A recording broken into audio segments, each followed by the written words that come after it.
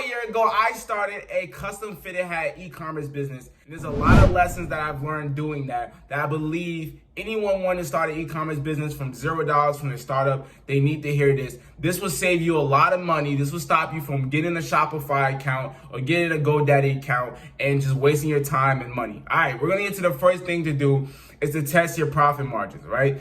Profit margins is basically the profit that you get. Let's say your profit margin is 60%, right? So if you make $100 and your profit margin is 60%, that means you are going to pocket. Your take home is $60. You know what I'm saying? So if the product is $100, you sell it, the person pay $100 and your profit margin is 60%, that means you take $60. Now the problem with that business that I had is that I had shitty profit margins, right? So it was a custom fitted hat business, which means that I bought fitted hats and then I put a patch on it and it was custom.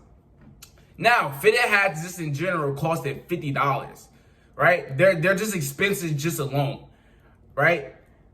Then the tools that I had and the stuff that I had to make the hat, it also costed a good amount of money. I think every patch costed like $8. So I was already spending like $60 to $70. Then I was selling them for $65. So you see where I'm either losing money, I'm breaking even, or it just doesn't make sense. You know what I'm saying? It's not a high profit margin. So that means that if you have low profit margins, that means you have nowhere to reinvest back into the business because you're not making no profit. So you can't reinvest in the market. You can't reinvest into brands and this and that and just increasing the value of your company and your brand. So when it comes to your profit margins and you're testing your profit margins, look how much it costs to ship your product. Look how much it costs for the startup costs, whether it comes to having these softwares to automate your business or whether it comes to getting a Shopify store. Just look at how much it costs for your startup costs.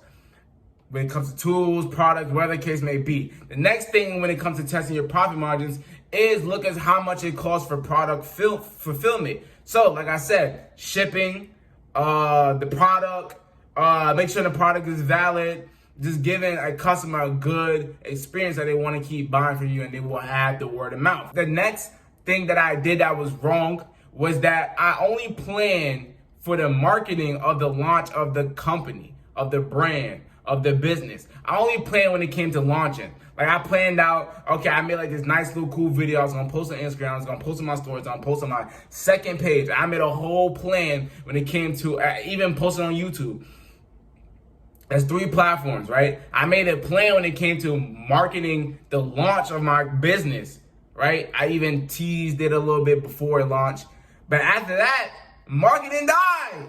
I stopped marketing the product. I stopped marketing the business. And that's something that you as a business owner, you need to keep marketing. You don't just plan about launching it. You don't just plan about saying, hey guys, I started my YouTube channel. Like I see so much females on Snapchat like, hey guys, I started my YouTube channel. And then they just don't bring it up after that. Or, hey guys, I'm starting my lashes. And they don't bring it up. Like you're not going to get customers. At the end of the day, people need to be reminded more than they need to be taught. They just need to be reminded about the same thing over and over and over and over and over again. And that's going to get into another lesson that I'm going to say in this video, but that's going to be later. That's going to be a golden nugget that you're going to like to hear because this is one trick that a lot of e-commerce businesses is doing to where they're making 7 figures, 6 figures a year. All right, next thing is figure out how long it takes to fulfill the product. You know what I'm saying? Do you want high inventory where you have to pay a lot of money up front, but fast shipping? Or do you want low inventory where you're not having the product at home, you're not having the product at the warehouse, but it's going to be slow shipping? You have to realize, okay, what am I going to take? So the problem that I had a whole bunch of fitted hats, and I have like a lot, but I had at least like $300 to $400 of fitted hats. And that was also another problem because everyone's a different size. No one has the same size of a head. Some people got big heads, small heads. This type of head. Everyone has different sizes of heads. Now, I know I didn't have like a whole big inventory, but the reason why I got a good amount of inventory was the fact that, you know, take product pictures and, cause there's like pictures that I had where I had like 4 or 5 hats laid out together. Like literally, if you go to my dresser, you'll see I have like 4 black hats, 4 of the same black hats from the same, like 4 of the same black hats. I had 3 same red hats. And I have one of them I bought personally, the red hats, But yeah, I have a whole bunch of fitted hats literally sitting right there on my dresser. And it looks cool. Like, okay, I just got on my dresser. It looks nice. Just the way these plants look nice, you know? So the next thing is that stop trying to make your product affordable. And don't get an expensive product that takes a lot from startup. Yeah, that's very self-explanatory. Is that I was doing free shipping when that was cutting in my profit margin. You see how I'm saying? Like, the problem was that I was trying to make it affordable. I was trying to gravitate people in. I did it wrong when it came to the money part of the business. Was that I was making it affordable by saying free shipping when, bro, the product itself just alone costs 40, 50. Like, bro, I had to pay like $50 just to get it to me because I had to pay like $45 and $5 from shipping just to get the hat. Come on, bro. You know what I'm saying? So that's like cutting the profit margin. I'm making no bread, right? So the next thing is that your friends and family won't make you rich. I always tell people this. Well, I don't always tell people this, but if there will be something that I'll tell people live, that your friends and family won't make you rich. The YouTuber that you watch, whether it's Graham Stephan, Andre Jake, whether it's Gideon, you don't know the nigga personally. You don't know them personally, but you're making that guy bread. You're giving him your attention. You're buying their merch. You are supporting them. Think of a high YouTuber that you watch a lot, right? And think of the amount of support you give them. Kaisi now, a streamer, whatever the case may be. But your homie, when he's streaming here at once, you're not watching this shit that long. You know what I'm saying? You're not supporting him like that because you may not want to feel like a dick rider. Whatever the case may be. I'm saying is that your friends and family won't make you rich. I've already understood that. That's why I don't send people videos when I upload a video. I don't tell people I'm doing this, I'm doing that. I don't look for, bro, literally my biggest supporters when it comes to people being in my streams consistently has been niggas that I've never met in a day in my life physically. It has been niggas that I don't know in person. At the end of the day, your friends and your family won't make you rich. You know what I'm saying? You can start it off with they being the first target audience, the first people that buys your product. You promote it to them and let them know that I'm doing this. I would love your support. But at the end of the day, they won't make you rich. You know what I'm saying? The next thing is that no one's really buying a hat for $65. I was selling a hat for $65, but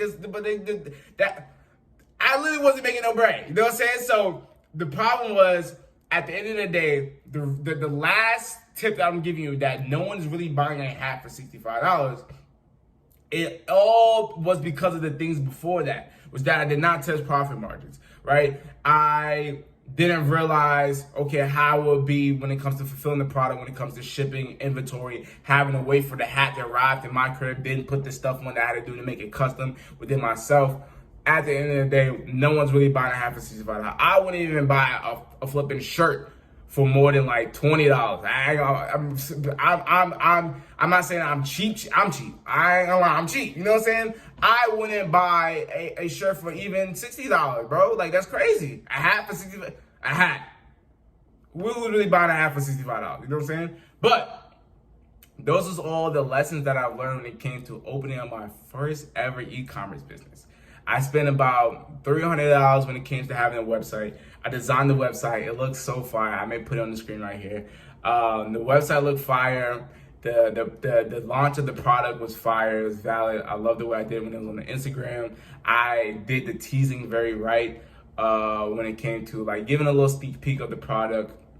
I did definitely get site viewers. Even months after I stopped promoting the website, I still was getting site viewers. So it just shows me that like this shit is flipping possible. It's possible. Like, I was able to get people on my site. Like, the first day I launched that shit, I don't remember the number. I can look at the analytics, but I got a good amount of people on my site. And I didn't promote on Snap because I realized friends and family or people that know me from school, I don't care. They're going to just swipe. They're going to swipe up. I'll give it a buck. They'll swipe up, but they're not buying that shit.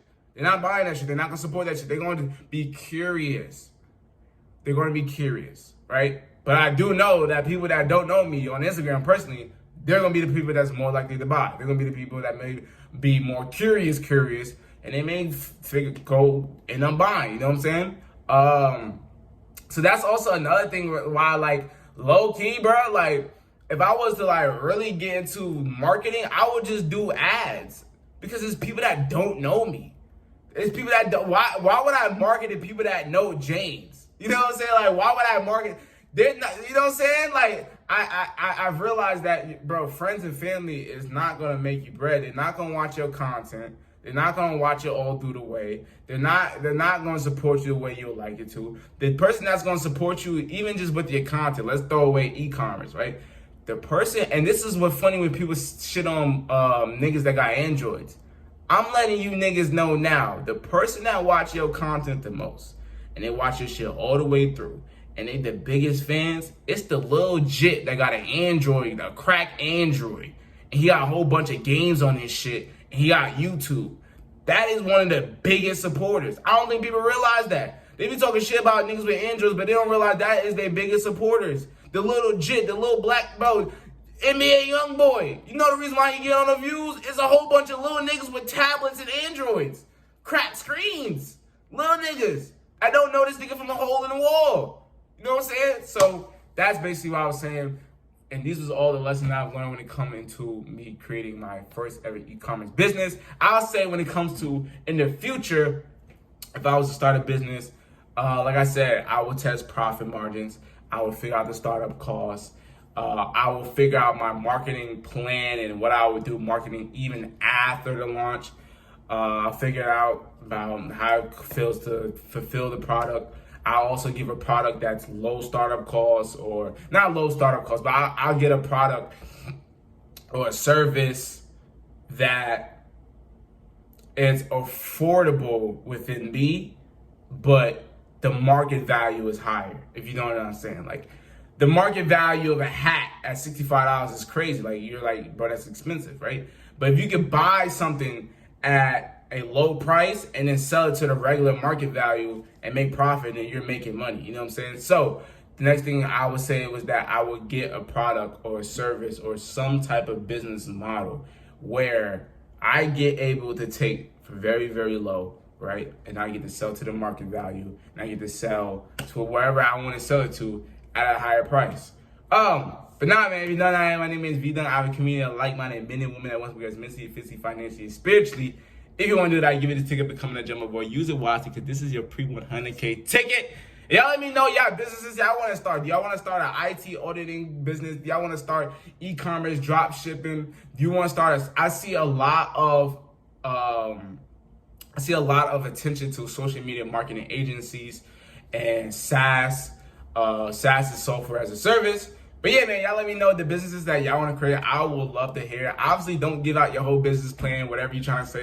I think it may still yourselves, but I like to hear your idea of what you're looking forward to do and stuff like that. Clothing brand, software as a service, digital products, whatever the case may be. But nah, man, I hope y'all enjoyed this video and y'all learned a lot. I'm out. Gang.